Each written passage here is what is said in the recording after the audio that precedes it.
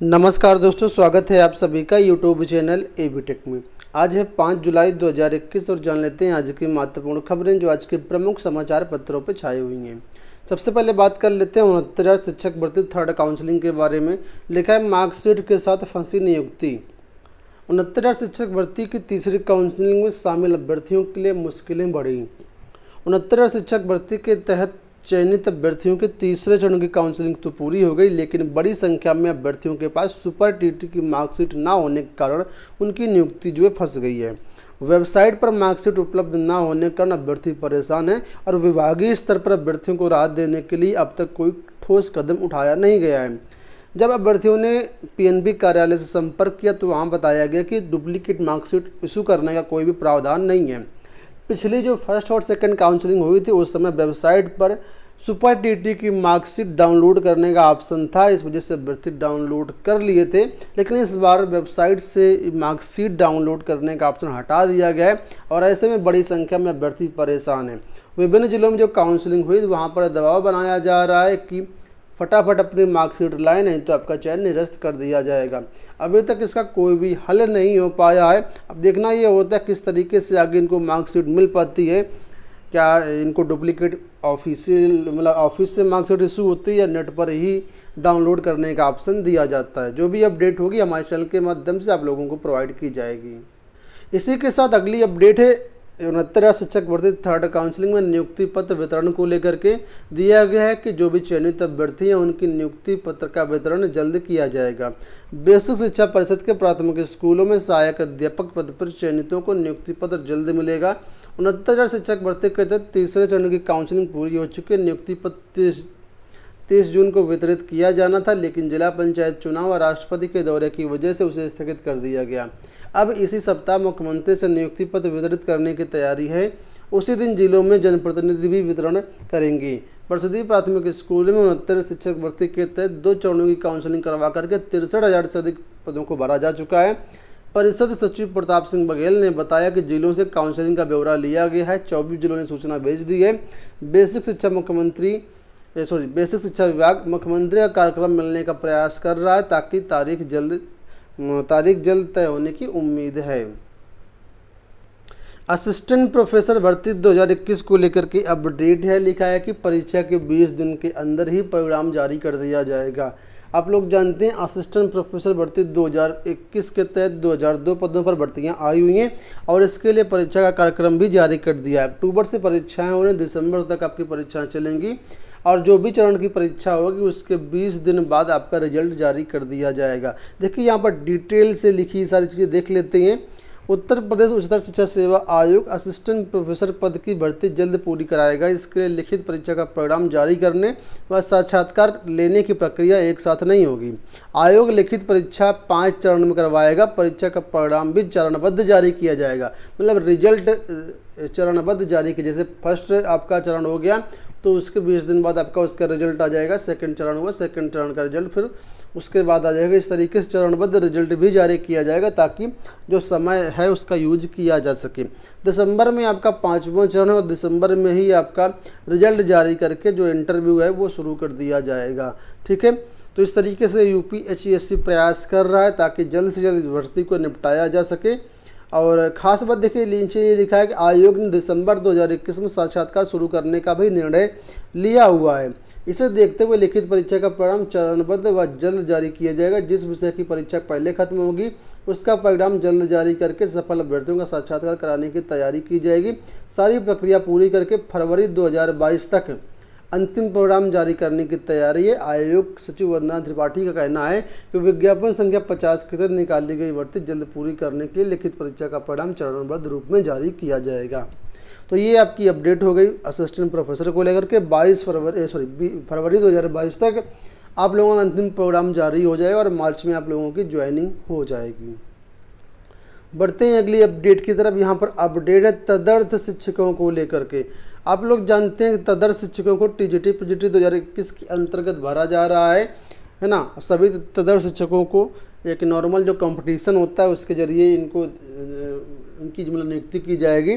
वहीं पर Kanpur Dehat treasury office से देखिए लेटर जारी हुआ है कि तदर्थ शिक्षकों को वेतन वगैरह फिलहाल ना दिया जाए अब मामला क्या है यहाँ पर देख सकते हैं आप लोग, लिखा है प्रश्नगत आदेश में माननीय सर्वोच्च न्यायालय द्वारा यह अपेक्षा की गई है कि माह जुलाई 2021 में प्रबंधन तंत्र द्वारा नियुक्त समस्त शिक्षक जो कि जिला विद्यालय निरीक्षक द्वारा अनुमोदित हैं, किंतु ना तो उत्तर प्रदेश सरकार द्वारा विनियमित हैं और ना ही माध्यमिक शिक्षा सेवा चयन बोर्ड द्वारा चयनित हैं, ऐसे समस्त शिक्षक राज्य कोष से वेतन पाने के लिए तभी अर्ह होंगे जब तक कि वो आगामी शैक्षिक वर्ष के प्रारंभ अर्थात जुलाई 2021 को विधिवत चयन बोर्ड द्वारा चयनित होकर के नियुक्त हो जाएंगे। मतलब इनको तब तक वेतन नहीं दिया जाएगा जब तक कि चयन बोर्ड से चयनित नहीं हो जाते हैं। तो कुल मिलाकर के इनका जो वेतन है तदर्थ शिक्षकों का वो रोक दिया गया है कानपुर जिले में। और चूंकि ये मामला जो है पूरे उत्तर प्रदेश से संबंधित है, इस वजह से ये सभी उत्तर प्रदेश में ऐसा ही होगा।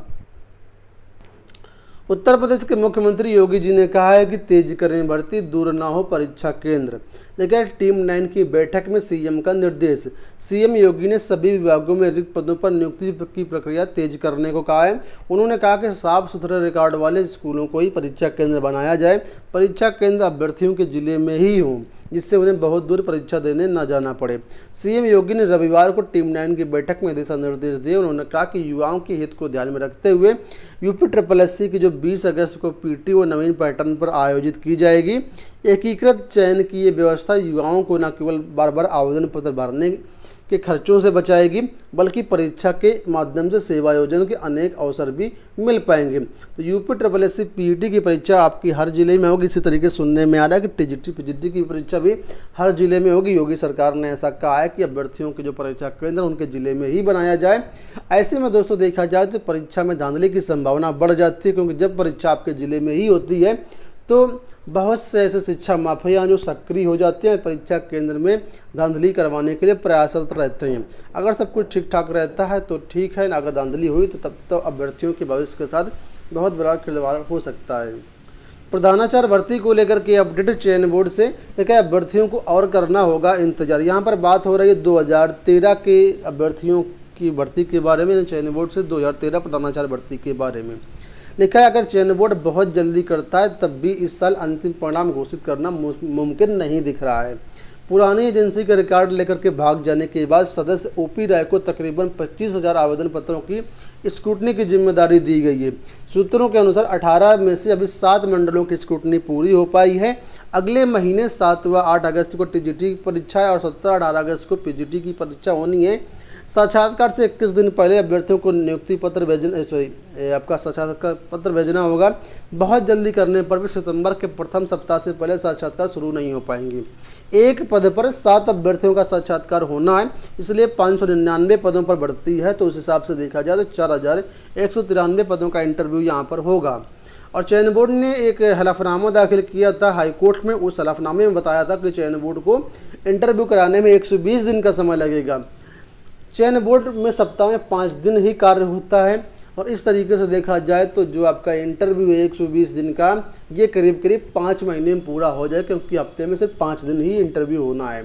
और ऐसे में अगर 2013 का इंटरव्यू शुरू भी हो जाता है तो बीच में 2011 के इंटरव्यू अगर लग जाते हैं या जीव विज्ञान टीजीटी का जो रिजल्ट इंटरव्यू बीच में लग जाता है तो इसमें और भी देरी हो सकती है। तो ऐसे में जो रिजल्ट है आपका, जो ज्वाइनिंग है इनकी, वो अगले साल ही हो पाएगी।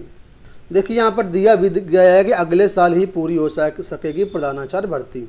बात कर लेते हैं यहाँ पर यूपी पीसीएस को लेकर के लिखा है पीसीएस में स्केलिंग लागू करें या वैकल्पिक विषय हटाएं। यूपी पीएससी अध्यक्ष के सामने मुद्दा उठाने की तैयारी में प्रतियोगी छात्र। पीसीएस की मुख्य परीक्षा में स्केलिंग हटाए जाने और सफलता के मार्ग में बदलाव का मुद्दा फिर गरमाने लगा है। पीसीएस 2021 की प्रारंभिक परीक्षा इस साल 24 अक्टूबर को और मुख्य परीक्षा अगले साल 28 जनवरी से प्रस्तावित है। अभ्यर्थी मांग कर रहे हैं कि पीसीएस मुख्य परीक्षा में स्केलिंग लागू होगी या नहीं। उत्तर प्रदेश लोक सेवा आयोग को यह स्पष्ट करना चाहिए। साथ ही प्रारंभिक एवं मुख्य परीक्षा में अभ्यर्थियों की सफलता के लिए पूर्व निर्धारित मानक को ही लागू किया जाना चाहिए। पिछले कुछ रिजल्ट को देखें तो हिंदी पट्टी के जो छात्र हैं उनका काफ़ी नुकसान हुआ। ऐसे प्रतियोगी छात्र जो हैं वो लगातार मांग कर रहे हैं कि स्केलिंग वगैरह को यहाँ से जो है वो समाप्त किया जाए, स्केलिंग लागू की जाए। ठीक है, स्केलिंग समाप्त किए जाने से हिंदी पट्टी के छात्रों का जो नुकसान हो रहा है, इस वजह से अभ्यर्थी चाह रहे हैं कि पीसीएस में स्केलिंग लागू की जाए। चलिए बढ़ते हैं आगे। यहाँ पर अपडेट है सभी नेट पास अभ्यर्थियों को लेकर के लिखा कि नेट पास कर शिक्षक बनने की राह मुश्किल, नियुक्ति में पीएचडी को दिया जाता है ज़्यादा वेटेज, यूजीसी के नए दिशा निर्देशों से घटेंगे और अवसर। नेशनल एलिजिबिलिटी टेस्ट या नेट पास कर चुके लाखों नौजवानों की मुश्किलें बढ़ सकती हैं। आने वाले समय में सहायक प्रोफेसर की सीधी भर्ती में पीएचडी को भी लगभग अनिवार्य करने की तैयारी चल रही है। जहां नेट को न्यूनतम अर्हता के रूप में मान्यता मिली है, वहां भी पीएचडी उम्मीदवारों को ज़्यादा वेटेज दिया जा रहा है, ज़्यादा तरजीह दी जा रही है। इस प्रकार आने वाले दिनों में नेशनल टेस्टिंग एजेंसी द्वारा आयोजित की जाने वाली परीक्षा नेट परीक्षा जो महत्वहीन साबित हो सकती है।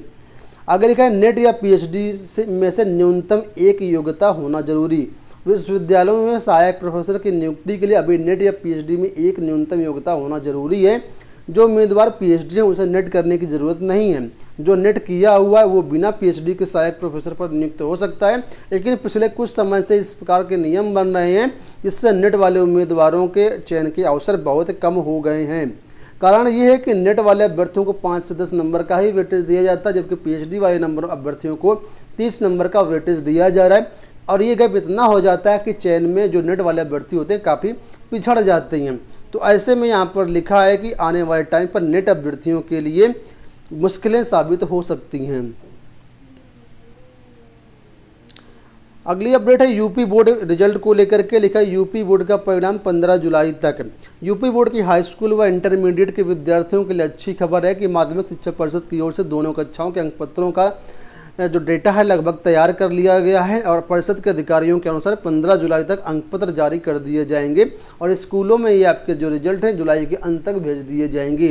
तो कुल मिलाकर के 15 जुलाई तक आपका जो रिजल्ट है वो जारी कर सकता है।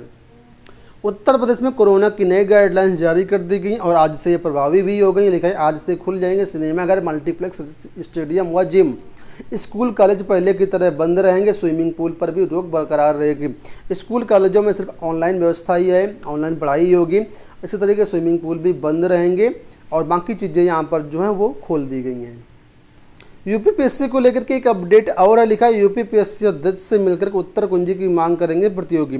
कोरोना संक्रमण का प्रभाव नियंत्रित होने पर उत्तर प्रदेश लोक सेवा आयोग लगातार नई भर्तियां निकाल रहा है। बीते माह कुछ भर्तियों के परिणाम भी जारी किए गए। इधर स्थगित परीक्षाओं को आयोजित करने की तैयारी भी शुरू कर दी गई है, लेकिन परीक्षा की उत्तर कुंजी जारी न होना प्रतियोगियों को खल रहा है। वैसे नियम की अनदेखी व अभ्यर्थियों से छलावा बता रहे हैं। इसके मद्देनजर प्रतियोगियों ने उत्तर कुंजी जारी करने की मांग तेज करने का निर्णय लिया है। आप लोग जानते होंगे जो उत्तर प्रदेश लोक सेवा आयोग है वो विभिन्न भर्तियों में लगभग सारी भर्तियों की जो उत्तर कुंजी वो जारी नहीं करता है। तो इस वजह से प्रतियोगी छात्र इसको बहुत गलत तरीके से देख रहे हैं और यहाँ पर इस तरह की धांधली भी देखने को मिल सकती है, क्योंकि उत्तर कुंजी जब नहीं होगी तो कोई भी आंसर कितना भी क्या भी कुछ किया जा सकता है। तो भर्ती चाह रहे हैं कि सभी परीक्षाओं की जो उत्तर कुंजी है वो जारी हो। बढ़ते हैं अगली अपडेट की तरफ। यहाँ पर अपडेट है लखनऊ विश्वविद्यालय से बीएड की प्रवेश परीक्षाओं को लेकर के। लेकिन आगामी 18 जुलाई को प्रस्तावित संयुक्त बीएड प्रवेश परीक्षा की तिथि में फिर बदलाव हो सकता है। लखनऊ विश्वविद्यालय ने तैयारियां पूरी न होने की वजह से शासन को पत्र लिख करके और समय मांगा है। तो जो आपकी बीएड की प्रवेश परीक्षा वो एक बार फिर से पोस्टपोन्ड हो सकती है।